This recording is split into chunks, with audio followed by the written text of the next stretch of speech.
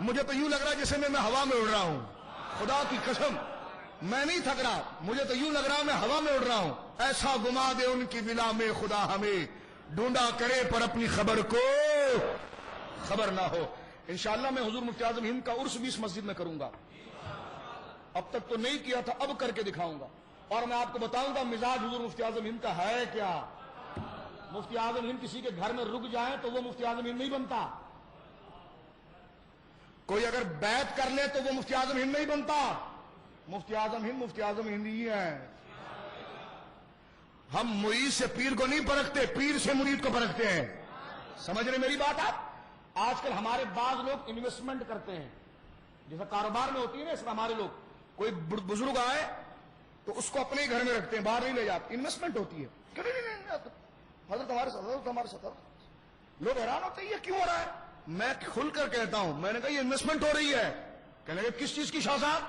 میں نے کہا اللہ ان بزرگوں کو لمبی عمر بالعافیت مرحمت فرمائے، اگر ان کا وصال ہو گیا نا تو یہ بنگلے والا خود پیر بنے گا، اور یہ بورڈ لگائے گا کہ میرے گھر میں آیا کرتے تھے۔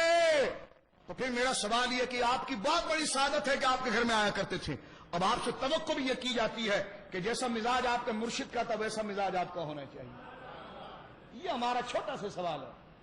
اور اگر آپ کا مزاج میٹھا میٹھا ہپ ہپ اور کڑوا کڑوا تھو تھو تو تم نے انویسٹمنٹ کی ہے، دنیا میں بھی ذلیل ہو گئے، آخرت میں بھی ذلیل ہو گئے۔ سمجھ آئے بات؟ یہ عوام صرف جو دیدار کر لیتی ہے نا، انہیں دنیا میں بھی صدقہ مل گیا، آخرت میں بھی مل گیا۔ تم خوار ہوں گے اس لیے کہ جو قریب رہے گا اس سے اتنا پوچھا جائے گا۔ میری بات سمجھ رہے؟ یہ تنقید نہیں، سادہ سا فلسفہ ہے۔ بزرگ کسی کے گھر جا کر رکھیں کوئی بری بات نہیں ہے، کوئی اپنے گھر ہی کا انتخاب کرائے کوئی بری بات نہیں، کوئی اپنی گاڑی ہی میں بٹھائے کوئی بری بات نہیں، کوئی اپنے بنگلے ہی میں ٹھہرائے کوئی بری بات نہیں، کوئی ان کے خاندان میں سے ہو جائے کوئی بری بات نہیں، لیکن ان غریب امت کا تقاضا یہ ہے کہ ہم آپ کو تو ان بزرگوں کی نظر سے دیکھتے ہیں نا، تو آپ پھر کنی نہ کاٹا کریں نا،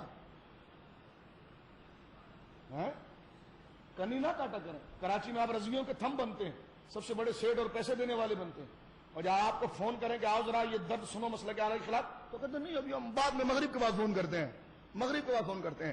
ہم نے کہا الحمدللہ یہ بہت بڑی کرامت ہے رب کی کہ ہمیں ابھی دنیا میں پتا چل جاتا ہے کہ ہمارا کون ہے اور ہمارا کون نہیں ہے، اور یہ دنیا کے نہیں نا، تھوکتے نہیں تمہارے پیسوں پر الحمدللہ۔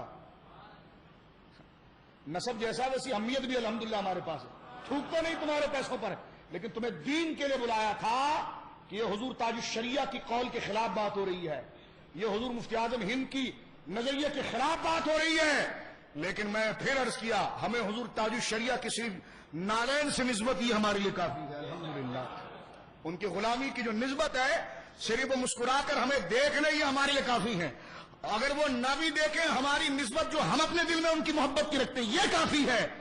ہم سے جو تقاضا ہے وہ تو الحمدللہ ہم اس رات کے 1.5-2 گھنٹہ بیٹھ کر دے رہے ہیں، لیکن آپ تو بہت قریب ہو، آپ کو تو زیادہ کرنا چاہیے، کرنا چاہیے نہیں کرنا چاہیے؟ کوئی سیاسی تعلقات اور مذہبی تعلقات میں تمہیں فرق آیا نہیں آیا؟ کہ نہیں آیا تو میں نے کہا لو کیا فرق رہا، کتا کعبے سے گزر کے بھی کتا ہی رہا، کیا فرق رہا؟ بزرگ اگر تمہارے گھر میں بھی آیا تو تم نے کیا کیا؟ بزرگوں سے تمہیں نسبت بھی ہوئی تو تم نے کیا کیا؟ مزاج تو تمہارا کچھ نہیں بدلا، کیونکہ بزرگوں نے صرف ہاتھ نہیں چمانا تھا، اپنی تعلیم اور اپنا نظریہ تمہیں منتقل کرنا تھا۔ سنیو مبارک ہو، یہ تمہیں فیض ملا ہے، اللہ اس کی برکتیں تمہیں عطا فرمائے۔